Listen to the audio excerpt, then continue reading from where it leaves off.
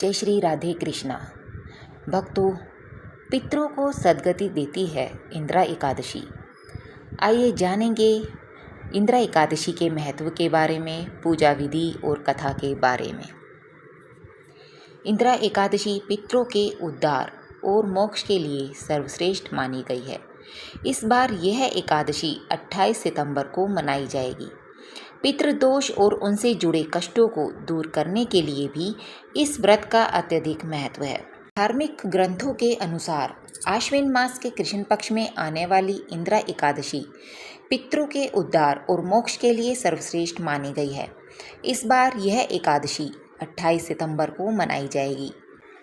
पितृदोष और उनसे जुड़े कष्टों को दूर करने के लिए भी इस व्रत का अत्यधिक महत्व है।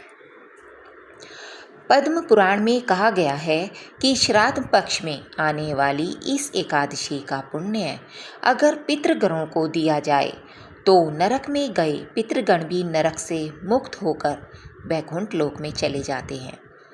नीच योनि में पड़े हुए पितरों को भी यह एकादशी सद्गति देने वाली है। इस व्रत को करने से सभी जीवात्माओं को उनके सभी पापों से मुक्ति मिल जाती है। इस एकादशी के व्रत के प्रभाव से मनुष्य को यमलोक की यातना का सामना नहीं करना पड़ता। भक्ति भाव से इस व्रत का पालन करने वाले व्यक्ति के 7 पीढ़ियों तक के पितृ तर जाते हैं और व्रती स्वयं भी मोक्ष को प्राप्त करता है। इस दिन सुबह स्नान के बाद व्रत का संकल्प करें कि कमल नयन भगवान नारायण, आज मैं सब भोगों से अलग हो निराहार रहकर कल भोजन करूँगा। अच्युत, मैं आपकी शरण में हूँ। इस एकादशी पर विष्णु जी के स्वरूप शालिग्राम की पूजा का विधान शास्त्रों में बताया गया है। भगवान शालिग्राम को पंचामृत से स्नान करवाकर गंगा जल मिले हुए जल से स्नान करवाएं।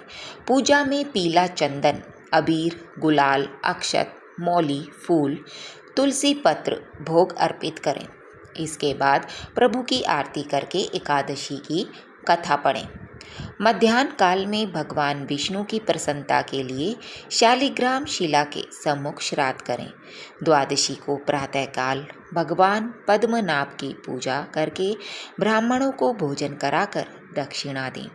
नारद पुराण के अनुसार इस प्रकार इंदिरा एकादशी का व्रत करने वाला मनुष्य इस लोक में मनोवांछित भोगों को भोगकर अपने पितरों का उद्धार करके अंत में विष्णु जी के धाम जाता है। अब आते हैं इंदिरा एकादशी व्रत कथा पर। सतयुग में महिष्मतिपुरी के राजा इंद्रसेन धर्मपूर्वक प्रजा के उद्धार के लिए कार्य करते थे। साथ ही भगवान विष्णु के भक्त भी थे। एक दिन देवर्षि नारद उनके दरबार में आए। राजा ने बहुत प्रसन्न होकर उनकी सेवा की और उनके आने का कारण पूछा। देवर्षि ने बताया कि मैं यम से मिलने यमलोक गया। वहाँ मैंने तुम्हारे पिता को देखा। उन्होंने बताया कि व्रत भंग होने के दोष से वो यमलोक की यातनाएं झेलने को मजबूर हैं। इसलिए उन्होंने तुम्हारे लिए ये संदेश भेजा है कि तुम उनके लिए इंदिरा एकादशी का व्रत करो, जिससे वो स्वर्ग लोक को प्राप्त कर सकें। राजा ने पूछा कि हे मुनिवर, कृपा करके इंदिरा एकादशी के संदर्भ में बताएं। देवर्षि ने बताया कि आश्विन मास की यह एकादशी पितरों को सद्गति देने वाली है। व्रत में अपना पूरा दिन नियम संयम के साथ बिताएं।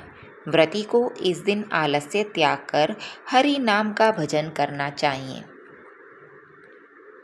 पितरों का भोजन निकालकर गाय को खिलाएं।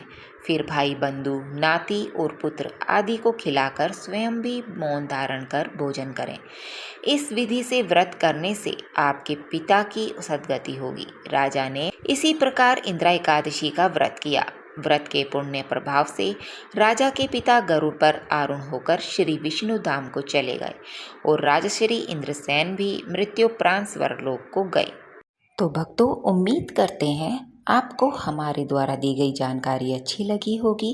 यदि आपको हमारी ये वीडियो अच्छी लगती है तो आप हमारे YouTube चैनल ईश्वर कृपा को सब्सक्राइब, लाइक और शेयर करना ना भूलिएगा, ताकि आगे भी हम आपके लिए ऐसे ही वीडियो लाते रहें और आपको उचित समय पर मिलती रहे। बहुत बहुत धन्यवाद। जय श्री राधे कृष्णा। ओम पितृदेवो नमः।